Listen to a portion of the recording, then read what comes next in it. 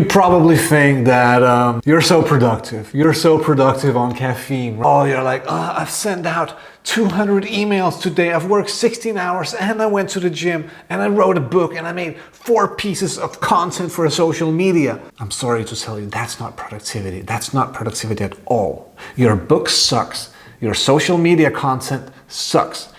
Everything you did that day sucks. You didn't go to the gym. You logged into the gym and then you went out. Maybe you took a shower, but you didn't go to the gym. Going to the gym means that you have abs. You don't have abs, so you didn't go to the gym. You didn't do anything meaningful at your work either. You probably did the same thing you did the day before. You haven't done anything productive. Productivity is not what you think it is. Productivity is not sending out emails. Productivity is not doing to-do lists. Productivity is not sitting in front of your computer like a monkey and typing the keyboard. That has nothing to do with true productivity because there's no creative effort in that.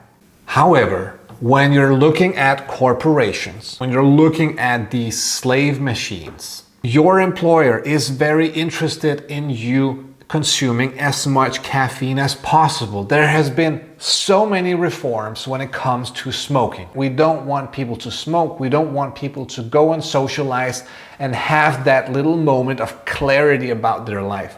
However, when it comes to coffee and caffeine, on the house, baby. Go to the coffee machine, have your coffee breaks, spend the first 2 hours of your morning just chit-chatting in front of the coffee machine, because if we can, as employers, extrapolate all your energy from your 172 something hours of the week into those 40 hours that you're in the office, we win and you lose. What happens in the weekend, what happens when you're off work, we don't care. As long as you put in that slave mentality in those 8 hours when you're in the office. That's why it's called the worker's drug. You've probably been told this about caffeine. Caffeine is known to have stimulating properties on human cognitive function, including positive effects on alertness, concentration, learning, memory, and mood. Coffee is also known to stimulate motor activity. Regular consumption of caffeine reduces cerebral blood flow by up to 30%. 30% of the blood is not going to the brain. How can you claim that you're better at anything at all in life when you literally have 30% less brain to work with? When it comes to productivity, when it comes to any creative task, caffeine is not your friend. It's only destroying you, it's deteriorating you, it's leaving a depleted body thinking that you're productive.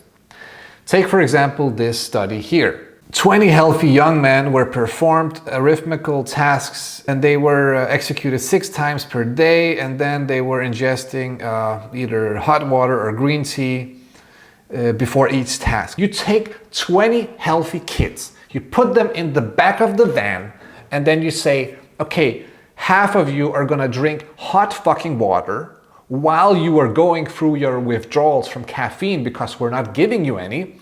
The other half, we're gonna flood your system with caffeinated beverages, and then you have to perform these fucking tasks that are more boring than anything else you can imagine in life. Yeah, I looked into it.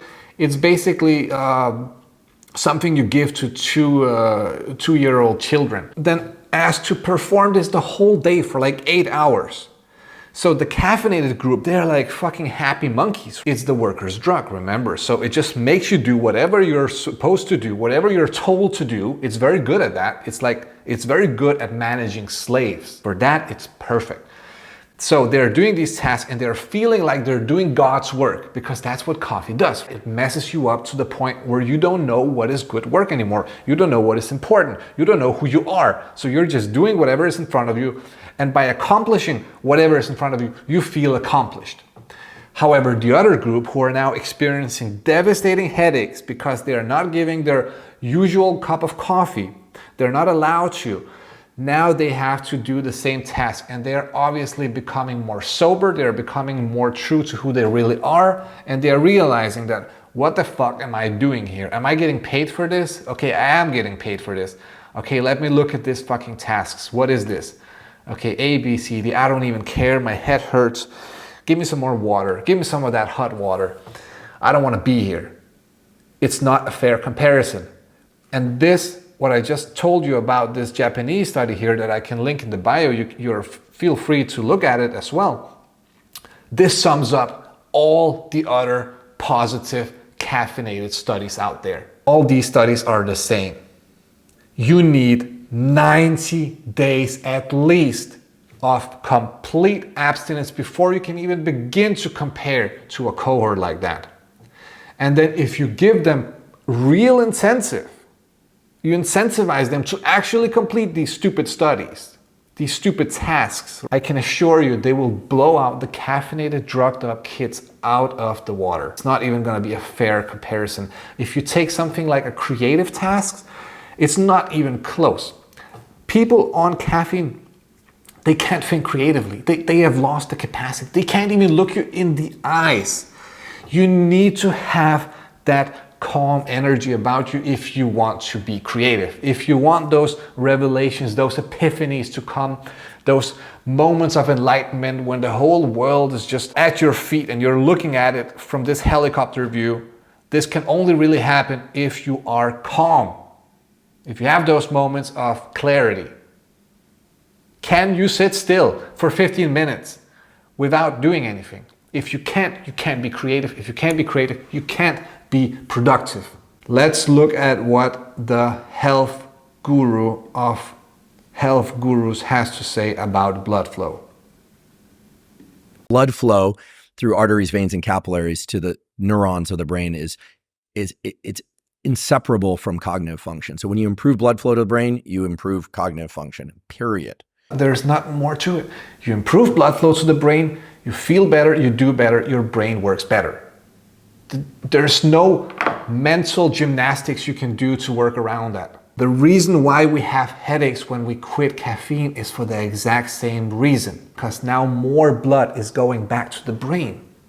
This hurts, this is uncomfortable. However, this is very good for you. So sit through the headaches and you will notice that your brain starts working much better. And look at this. What is the biggest cause for mortality in this world? It's cardiovascular disease. And what a coincidence. Reduced cerebral blood flow, also known as CBF, has been associated with cardiovascular disease and is increasingly recognized as an important contributor to cognitive decline. Cognitive decline, reduced blood flow. It also leads to dementia. We might just have found the biggest cause for cardiovascular disease. We might just have found the biggest killer in the world right now, caffeine, because 90% of people consume caffeine. And it also happens that caffeine destroys your blood flow to the brain, and when that happens, you experience cardiovascular disease. Caffeine narrows, constricts blood vessels, and when blood flow to the heart is restricted in this way, chest pain is a possibility. Chest pain means that you should see a doctor, right? Authenticity, the opposite. Let's leave it all on a lighter note. Authenticity, what is that? What is this thing when you can look people in their eyes and you can actually say to them, you know, I don't like that sweater. It doesn't suit you. That's productive. That's more productive than whatever it is that you're doing. Unless you're one of the decaffers, I applaud you. But if you are drinking coffee, you're not productive. You're just doing this in front of the computer. And a lot of people are in fact doing that. Coffee can make you really good at pretending to work because you feel like you're working already. You feel like sending out stupid emails saying, yes, I will look into that. That's not productivity, but it feels like it's productivity. And then the other person is like, oh yeah, thanks for doing that. And will you have it done by Monday morning? Of course. And then you say, oh, definitely. Monday morning sounds good. It will be ready by Monday morning. I will let the other department know that this will be ready for Monday morning. And then the other department is like, hey man, good job for letting us know. Have a good weekend. You too, enjoy the soccer game. What was that whole fucking interaction of 10 messages? What happened? How many rockets were you sending out in space? How many robots did you create? How many lives did you save? What did you do? Let me say it like this: quit caffeine for 90 days. It will change your life. You will get back on track. You will get to know that authentic self, and you will look around in the room and you will realize, you know, maybe I fucking hate my job. Maybe I'm not sluggish. Maybe I'm not demotivated. Maybe I'm not lacking dopamine. Maybe I just realized, because I'm no longer drugged up, that I fucking hate my boss. I hate my colleagues. Fuck this place. I don't want to be here. And from there, and you might think, oh, this is the bad thing. No, knowing what you don't like is a very good thing in life. Now you can go back to the drawing board and you can figure out what excites you for real when you're not drugged up. What makes you tick? What makes you go, wow, I love that feeling. You know? That's real self-esteem. That's the good life. Because now you can create a life that is exciting to you, and it is natural and it's replicable. You don't need drugs. It's not reliant on these external drugs. It's authentic, and at the same time you can be productive for the first time in your life, because you can create things that are real, that are of real benefits to yourself and other people.